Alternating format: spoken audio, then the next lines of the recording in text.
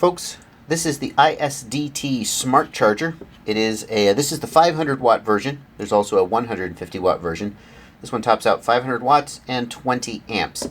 And I am so excited that this exists. I run high volt batteries primarily. I like high volt batteries.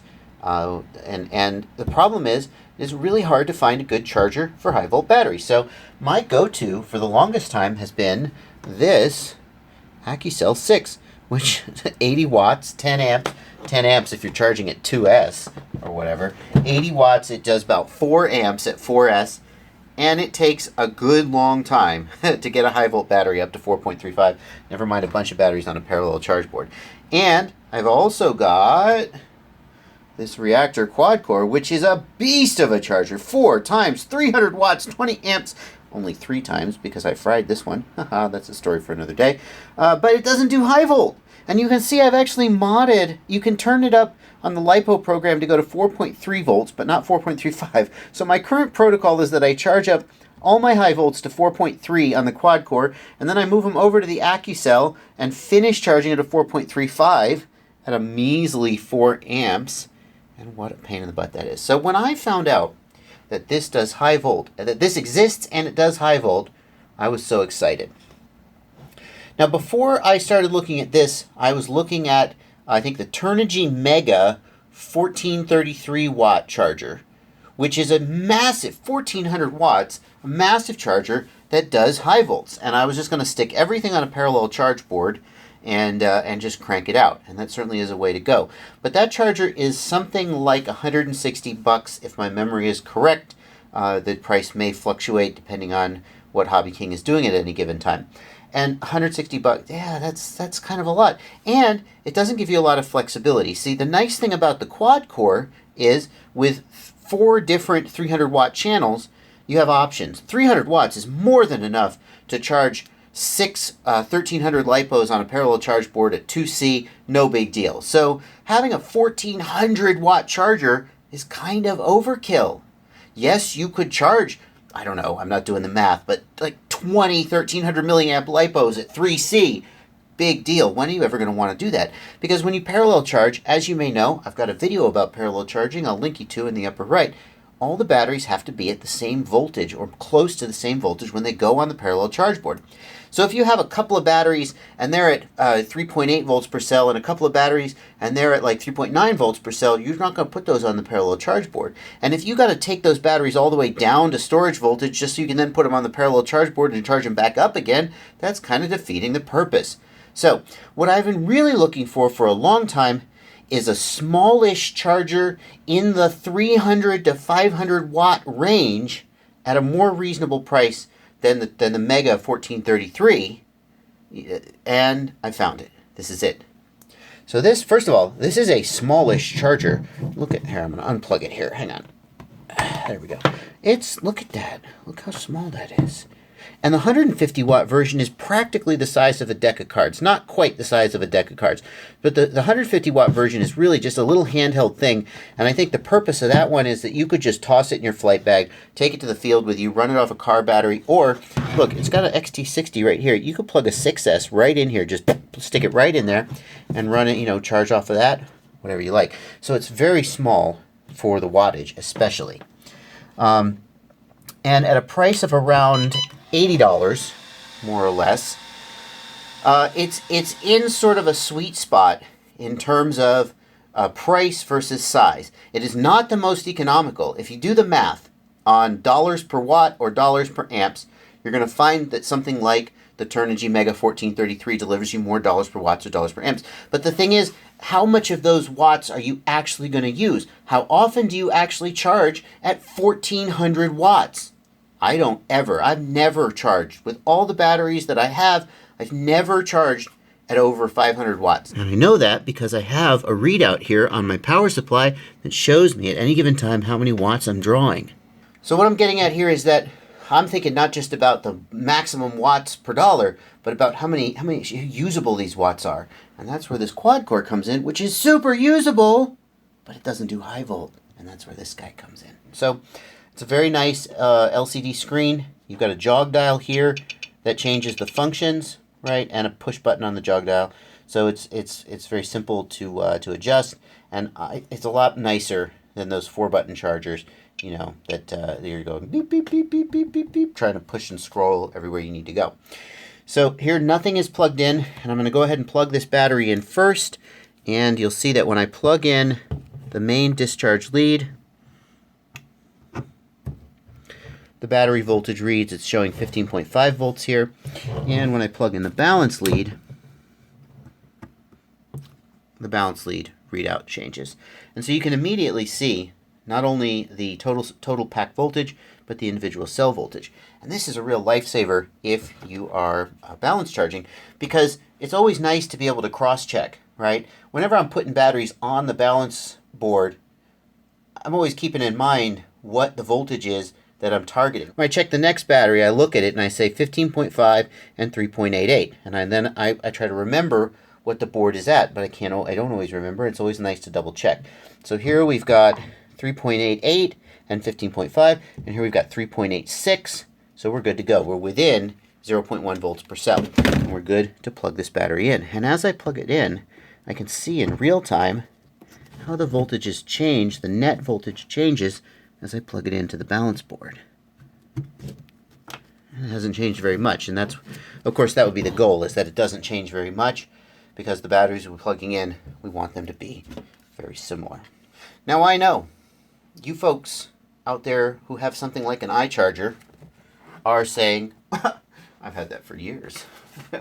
I'm not impressed. Welcome to last decade, sir. And I say, yeah, so what? You know, this was $80. Yours was $350, $400. So who's winning here? All right, I'm not trying to start any fights. My point is, I'm not trying to suggest that this is brand new and invented for the first time by iSDT. What I'm suggesting is that there is a new player in town at a new price point, delivering a mix of features and price that did not exist before now. It used to be that, well, frankly, if you wanted any features like this, you had to buy something like an iCharger and spend $300, which I just never was going to do. No offense, the iCharger is a fantastic product, but I just don't see the point of paying that much for a charger. That's how I feel. I know that offends some people. So if I go down, it shows me the input voltage, the current voltage on the discharge lead, and the internal temperature. And that's it. If I then press the jog dial, I can choose from this menu. So I can choose the task, which will be charge, discharge, or storage. So one thing that I don't see here, and I haven't been able to confirm this because the documentation is a little bit, you get a little pamphlet that comes with it, but it doesn't seem to be like a full-fledged manual. It doesn't seem like there's a fast charge or a charge program. It seems like there is only this charge program which fully balance charges the batteries. Joshua from the future here with a little more information. The way it works is if you plug the balance lead into the charger, then it balance charges based on however many cells you've plugged in. You can actually change the setting. If you plug in a 4-cell battery, you can set the charger to 5 cells. It just ignores it. So don't worry about that. It looks like whoa, can I charge at 5 cells if I've only got a 4-cell plugged in? That would be risky, but that's not the way it works. If you don't plug the balance lead in, then you set the number of cells, and it gives you a warning when you go to charge. It says, do you want to do the non-balance charging? And then it just does a standard charge cycle. So you can have balance charging if you plug the balance charge lead in, or a standard charge cycle with no balance charging if you don't plug the balance lead in. There is no equivalent to the fast charge cycle on some of the other chargers. That's the way it works. So I can charge, discharge, or storage, and that's a balanced charge. I pick my battery, high volt, LiPo, lithium ion, LiFe, or lead acid battery, or nickel metal hydride. So I'm going to pick high volt. That's what I've got here. Number of cells. It auto detects the cells based on the balance lead, so no problem there. I'm going to set the current here. I've got 1, 2, 3, 4, 5, 6 batteries. They're 1,300 to 1,500 each. Let's just call it 6 amps. Oh my gosh, isn't that nice? Oh, isn't that nice? So much nicer than pushing the up and the down buttons on a 4-button charger. And there you go. I've done it. And then I'm going to hit start. And away we go. While it's charging, it's showing me elapsed time here in the upper left. It's showing me capacity, and that's based on the voltage. You notice I didn't set a milliamp hours, so it doesn't know how big the batteries are. It's just basing the percentage on the voltage, and it's doing an approximation of how full the batteries are. It's showing my current charge rate, which is slowly climbing, and how many milliamp hours I've put back in, and the current cell voltages. So you can easily see how balanced your cells are. And also, if I jog down, it'll do a real-time internal resistance, which is very interesting. This is something that really only high-end chargers do, measure internal resistance while charging. In my experience anyway, none of the little 4-button AccuCell and reactors that I've ever used do this. They'll measure internal resistance, but not in real time while they're charging. It's a separate thing you do after you're done charging. And this is interesting. Number one, it's just a convenience feature, but number two, it's really interesting because you can see the internal resistance change as the battery fills up, which is a phenomenon you might not be aware of, but it's true. A fuller battery, a higher charged battery, has lower internal resistance than a lower charged battery. Also, you may be marveling at how low the internal resistance is on these amazing Mad Dog batteries, but don't remember, this is 6 batteries in parallel. Remember, the larger a battery is, the lower its internal resistance tends to be. So a single one of these batteries would have an internal resistance around 4 or 5 milliohms per cell. This is a massive 8,000 milliamp hour pack, essentially. So that is not reflective of the internal resistance of a single battery.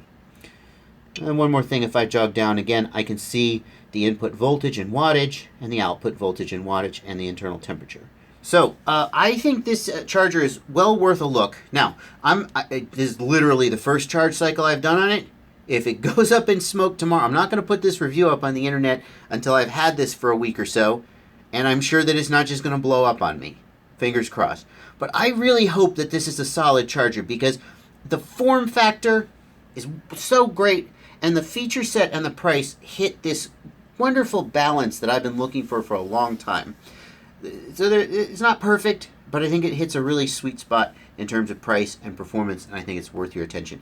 And if the 500 watt isn't for you, definitely check out the 150 watt. It could be a really nice little tiny thing to throw in your bag, plug into your car battery or whatever for a quick top up at the field, anything like that. There is one caveat about this charger that you need to be aware of. It didn't come with any cables at all, not a single one. So this power cable here, I made this. You're going to have to make your own. So you're going to need an XT60, a spare XT60, some spare wires. In my case, I've got some banana connectors here or bullet connectors. Whatever it is that you do to get power into your device, you're going to need to adapt it to an XT60 on the input side. It does not come with that lead, so small price to pay, I guess, but you should be aware of it.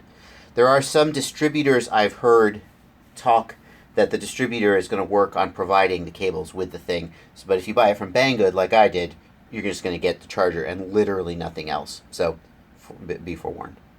Thanks for watching. Check it out. Happy flying.